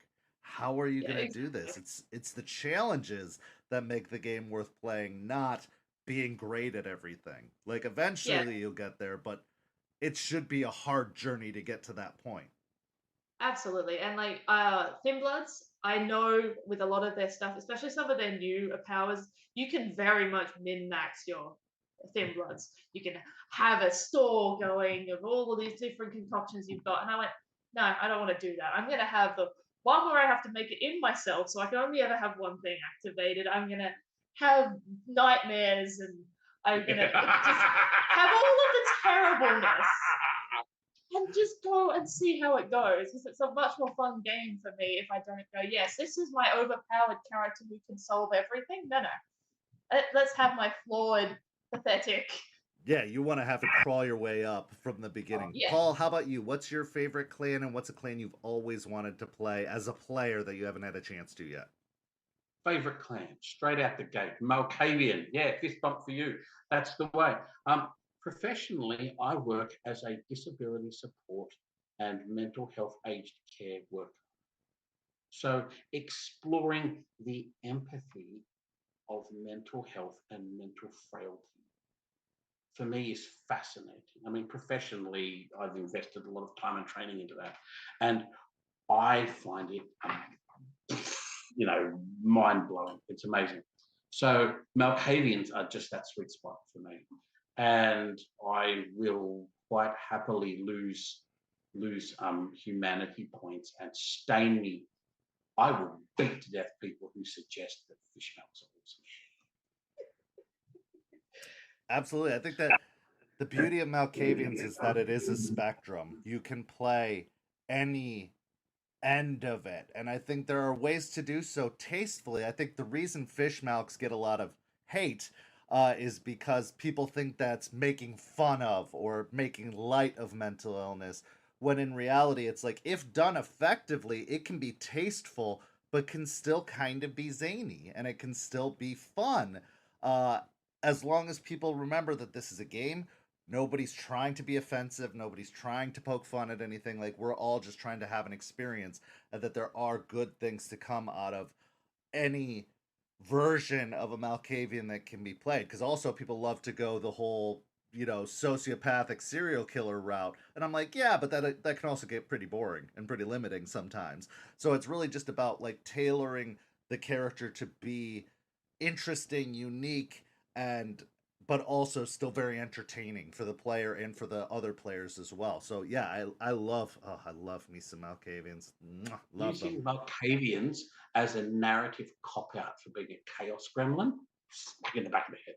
Just, For come sure. on, come on, dig deeper. The story is so much better when you're doing it wrong. One thing. Absolutely. Yeah, I'll get off that soapbox as well. Character that or clan that I would like to play. I have a character that I've been thinking of for a while now. It's requiring a bit of work, but I think it'll be interesting. Okay. There's a book, Kindred of the Beast. Now, it had, yes, I can see by your expression that there's some things that are in that book that can be difficult. Let's be euphemistic with this, because otherwise, there you go. Now, I like the idea of culture and history and experience. And I mean, let's be honest, a lot of World of Darkness and the core book, it's built from a Western mindset. So America, UK, Australia, Western countries, capitalism, blah, ventures, blah, blah, it happens. But wouldn't we all be ignorant and stupid if that was all that the world contained? You have so many amazing different cultures and different ways of thinking and mindsets from different parts of the world.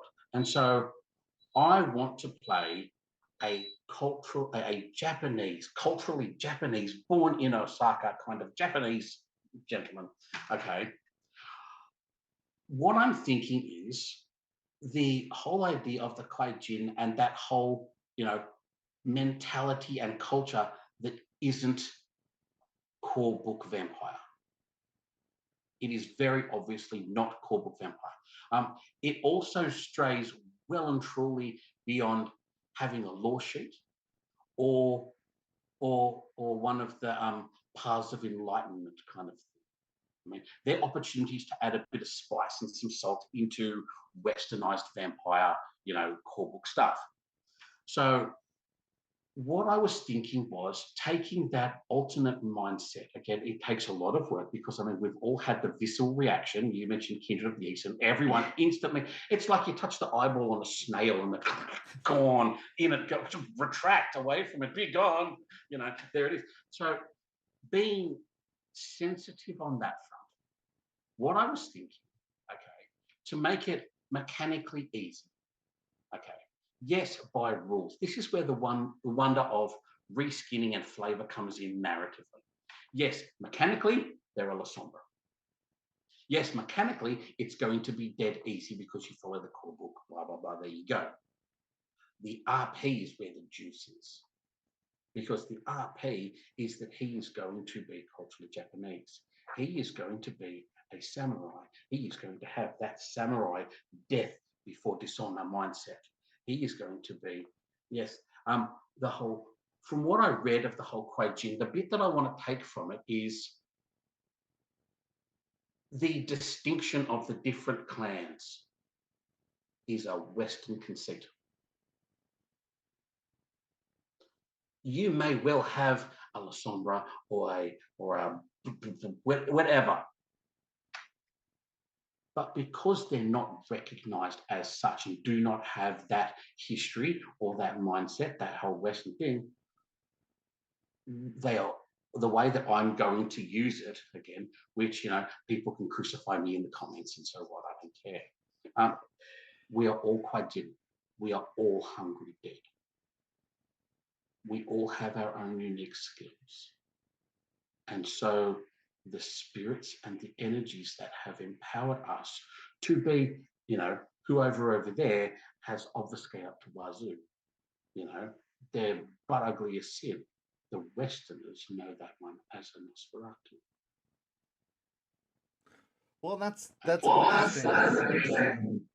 an interesting perspective because it's true. I mean, even in the way that they have framed the vampire descendancy, the thing that delineated it was that some old vampires decided there was a separation, decided, oh, well, this is my family and this is your family, and I hate your family for one reason and you hate my family for another. And there was some weird kind of like eugenics involved with it of like, well, because we have these traits, we are this and you are that, and that there has to be a separation. And really, at the end of the day, it's all politics. I mean, because they all descend from Cain, supposedly, if that's the lore you go with. No. It's the Scarlet Queen. But that's the point. Is like they're all theoretically the same. They're all related. It's just a lot more distantly, and they've been given this belief that, oh, well, my branch of the tree is better, or my branch of the tree is ugly, or my branch of the tree is whatever. So that philosophy is very sound. And Kindred of the East is such a sticky subject for so many reasons. But I love storytelling like you. The stories were never the problem for me. The stories of Kindred of the East weren't the problem for me. It's the mechanics. It's if they were to bring Kindred of the East into 5th edition, which I don't think they have any intention to do, but who knows? Money sells. I think they'd have to really take their time with it. A lot of the old books from the 90s did not go through the same cultural parameters they go through now, so there were some problematic splats and books and stuff that came out that didn't really take into consideration the cultural impacts that they were having. I don't think it's impossible, but I will say that if they do, and this is kind of my philosophy about Mage too, take your time and really take your time. Like, hey, White Wolf, or I'm sorry, World of Darkness, if you're watching, take your time with this. As much as it would be culturally offensive for someone from a non-Caucasian primary country where a lot of people have pale skin. Okay. Oh, you all look the same. Oh, there you go. I mean, when you talk, I mean, Asia, if we're going to talk about that portion of the world, you've got Filipino and Thai and Chinese and Japanese and Malaysian and blah, blah, blah, blah. You can go through them and you all look the same. No, you don't. Let's have some recognition here. So, yeah, I mean, for my character, he is very squarely Japanese. We're looking at that specifically. There you go. It doesn't mean that the rest are unimportant. It's just that that's who Koichi is. Right. Yeah, for that specific character, absolutely. I'm really going to be dragging my heels about them releasing a 5th edition version of that just because of how problematic the original was, but I'm not. I mean, stories are stories, man, and the wonderful thing about storytelling is it doesn't matter what they publish. We choose if we use it or not. We choose if we incorporate it into our stories, into our tables, into our lore, into whatever. So I just keep a hornet's nest there, Ken? It's a tough one. It's a tough one for me because I'm all about like, hey, more material is good. Give us everything. Like I want World of Darkness to succeed. It's part of why I do this. Is like I want the knowledge and the love of World of Darkness to be spread across the world. Like I'm talking to 2 Australians about World of Darkness. This is the best thing in the world. I want them to do well, but I do not want them to step on a landmine again like they've done in the past and give a really bad reputation to the game, give a really, culturally insensitive view on things, or release broken mechanics that make the game, in some people's mind, nigh unplayable. So one of the things they've done really well with 5th edition, and this actually leads into my next question really well, is they've made the system really well balanced across all of the splats. Like on St. Pete, we run Hunter, we run Werewolf, and we run Vampire all in the same universe. And I chose 5th edition partially because you can play each of those games and none are more overpowered than the other. Kindred of the East was very broken. Very broken. And it made it really hard to do that. So if they're going to do it, as long as they stick to this mindset of balance, as long as they stick to this mindset of, avoiding cultural pitfalls and being offensive in any capacity, I'm all for it because I'm like, let's release material. People loved the Kuijin. People loved Kindred of the East. So there's an audience for that. There is an audience and a customer base for that. But just don't screw the rest of us in the process. Don't get your company in trouble to the point that you can't make material anymore, or that you can't, that you get shut down or go out of business or get canceled. Like, let's just proceed with caution and care like we have so far. But my next question would be for you. Have either of you considered branching out into those other games like Hunter or Werewolf? And if so, which one appeals to you more? And then the follow-up question would be, what system do you think is next that they have not released yet? Because they've gotten into this pattern of dropping one splat a year now. Last year it was Hunter. This year it was Werewolf. What's coming next year? And why is it Mage, even though I really don't want it to be? So I'd love to hear that perspective from both of you, starting with you, Shannon. So I ran a Hunter one-shot when it came out. I enjoyed it, but it wasn't my game. I much prefer being the monster than the monster hunter. But my players liked it, and they might run with it, but I'm probably not. I want to run Werewolf. I have the book. I just haven't gotten around to it yet because all my players are like, more vampire, please, Shannon. Can I have more vampire? So that is a thing that's coming.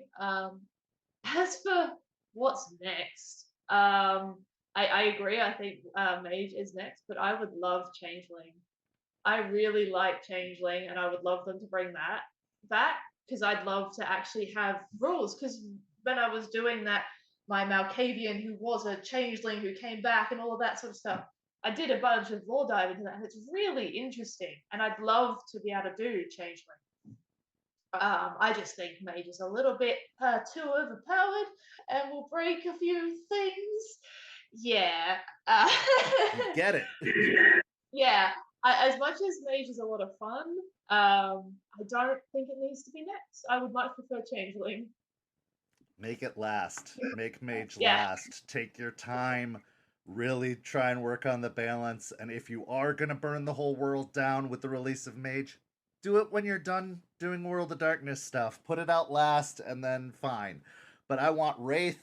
I want Changeling. I want all these other settings that I know have so much potential and would fit nicely into this 5th edition, world that they've built before you bring in the reality benders that are going to completely wreck everything.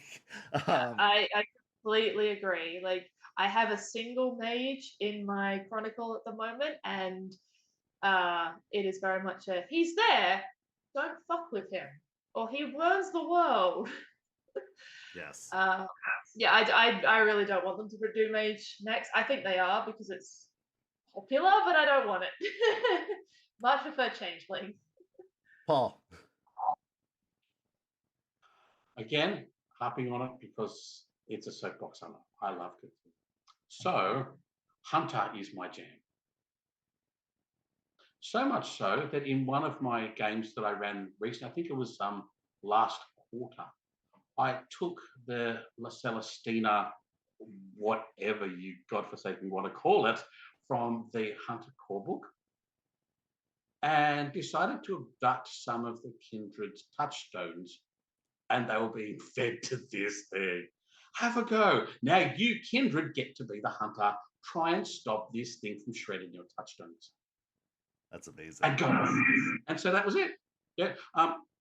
We had so much fun with the idea that La Celestina was grabbing touchstones and making them living mannequins. So much so as in, the whole Vlad the Impaler kind of job? Yeah, remove your spine, put a metal pole, put them on a little post. The person is there kind of comatose. The Kindred walk in, suddenly noise and light stimuli upsets them and roll for horror and losing your humanity shit right there as these and people see their touchstones, having apoplectic fits all of a sudden, and they're like, yeah, roll for it. It's like, here it comes. And so, yeah, I got to juice someone's humanity so much so when they desperately wanted to save their poor helpless little touchstone, so they extract them off this post, cue juicy noise, moist. There it is. And so they're there with this thing. They bring this poor hapless person that has no spine. So they look like those air things at the car dealerships. This person is there with no spine. This Sumitsi brings it to their sire. Please give them a spine. Fleshcraft them a spine, please. And the sire just goes, are you sure? Yeah, save them, please. You're being way too empathetic for this meat bag right here. Just move on. Save them. Okay. And then the screaming begins as the flesh crafting pain happens. And so, yeah, the poor touchstone dies from shock in that process. How about I completely halve your humanity because you just subjected your beloved touchstone to torture that killed them? Yeah, that's where I publish my stories, baby. I love it. So as we're coming to the end here, putting a bow on this thing, this has been an amazing conversation. You guys are absolutely delightful for coming out for this. I really do appreciate it. I'm so grateful that you took the time. I love hearing the different stories and perspectives, and the fact that we all share this passion and this love. It makes me feel like we're not a world away from each other, that we are so much closer and so much more connected. And I really do think the best is in store for you guys as things continue. Like, as long as you continue down this path, like I said, I've been doing this 30 years. I wouldn't be doing it this long if it sucked. It's been awesome. And I think that the journey is only going to get better, and you're going to tell more incredible stories. And hopefully we can do a check-in another time, maybe a few months from now or something, to just hear how things are going. Because I could go on talking to you guys all night about this. I really could. Like it's one of my favorite topics to talk about, and it's been so great that you've been here doing it. But I do want to ask one final question as kind of a send off. What advice would you give to people either entering into the world of darkness for the first time or wanting to become storytellers in the world of darkness? Just some words of wisdom from varying experience levels, from varying, a whole different perspective on it all. What advice would you give to people about this crazy journey that we've all been on, and those who are trying to start it? I would say just take the leap. I did. I had only been playing Vampire. I'd only had a couple of sessions before I'm like, right, I'm going to run this because I want to play. Just take the leap. Your players are generally lovely people who want to tell stories with you. If you make a mistake, 99% of the time, they're not going to crucify you. So just take the leap. If you try something new, give it a go. Most people are like, thank you for trying. So, yeah, just give it a go. Paul. Pretty much the same thing. If you've got an idea in here, like a little brainworm of I wonder what if, explore it, jump in, have a go, mate. And yeah, I mean, if you're new to it and you bring all your new friends to it, yeah, you may be crap because you don't know the rules very well or whatever, but you're sharing the story. Hey, they're going to be crap role players too. No one's going to notice. You're going to have fun. And while you're sharing the story together, everyone has a great time. And as you all collectively grow in it, then it'll all, the curve grows together. I mean, you and your players together, just have a go. I mean, don't worry about a narrative mistake. Oh no, this is going to have continuity problems later. Because then your analysis paralysis yourself into not trying. Just have a shot. I mean, it only becomes real once it comes over the screen to your players. So have fun. I couldn't say it better myself. It's really just at the end of the day, if you have fun, the rules will come in time, the lore will come in time. You will adapt these things as you go. As long as you are transparent with your players, long as you're saying, "Hey, I'm new at this.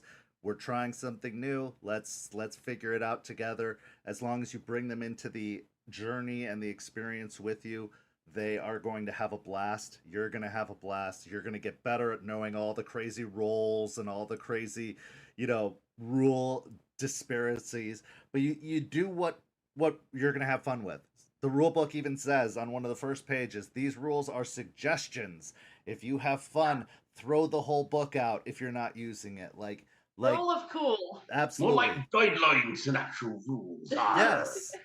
Like Paul said earlier, if you've got a good idea, this is all you really need to run a TTRPG. And I am so happy that people still find inspiration in the world of darkness all these years later. I'm so happy that we have amazing ambassadors like the two of you who are spreading this amazing game out to a new community who have never heard of it before or might be trying it for the first time. I can't think of two better people to have all the way out there in the land of Australia, teaching a new generation of fans on this, because that's all we really want. We want this game to continue. It's like a legacy. I want this game to continue after I'm gone, after, or when I'm turned, or whatever the case may be. I want this legacy to continue. And so to see that it is, even as far away as Australia, even all around the world, just brings such delight to my heart.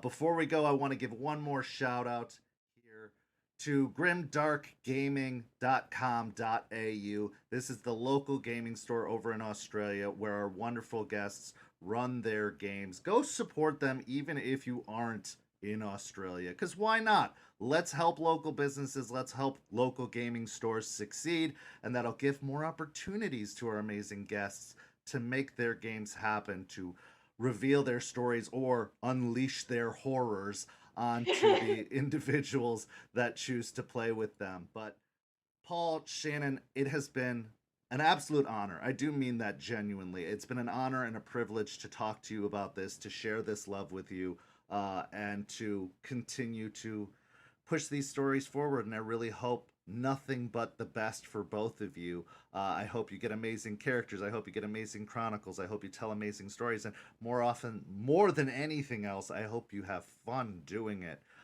for a long, long time to come, because it is a very, very useful skill. But thank you so much to everybody for watching tonight. Go follow St. Pete by Night on all the social media down below. And if you're not in Australia and can't go learn from our amazing guests, you can learn from us on St. Pete by Night by joining our Discord server, which is discord.gg/St. Pete by Night. It's in the little links in the description, so you can just click that and not have to listen to that part.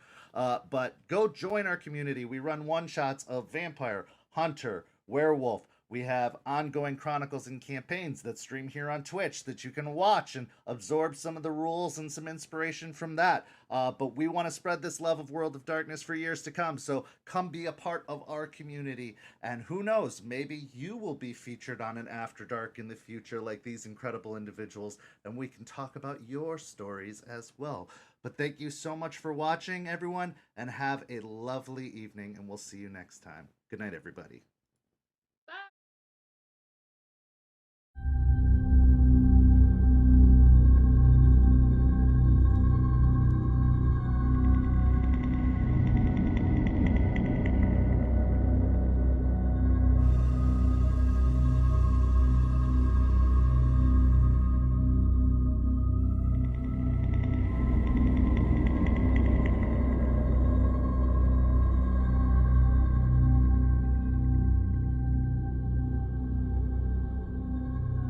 This has been a St. Petersburg by Night production.